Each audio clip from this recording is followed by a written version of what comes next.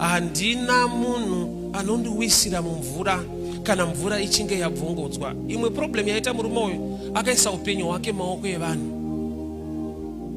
Chinzwa Jesu mubvunzo waanomubvunza, unoda here? It's now personal. Iyo bvataiwa, even ndichida ishe but handina munhu. Life yako ukaisa maoko evanhu, you'll be disappointed. Life yako ukaitrust kuti ananhingi vachazodai. Vanhu vane nyaya dzavo. Vafundisi vane nyaya dzavo. Mufundisi asi munhu ane nyaya dzake. Patetaura nyaya yekuti kune mastendi kudombosha wangatendeya kumatombo ndadai. Zvanzi jinimba anga anemba hombe but akavigirwa panzi. Imba ine basa rei. Uyu anotiuraya. Hanzi ukafa uvigwe mumba. Apedza mukomana. Uchamuudze iye unomuudze.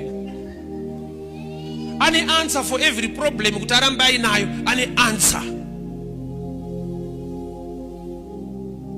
Ngatitoreo mapolisa komana panhangu panozomakisa zvandomakiswa sei ndiri ndafa. Uyu kawe uyu anotikuvadza.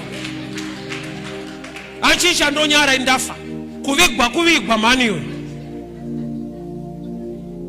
Ndopa uchamuka. Awasana mutanga ne type iyo. Ndopa uchamuka ire nokuti ne police.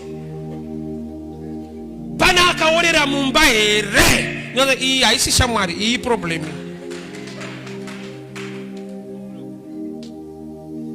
Ipapa uri kuzvinzwa itombodaro kuti andiorere mumba ire.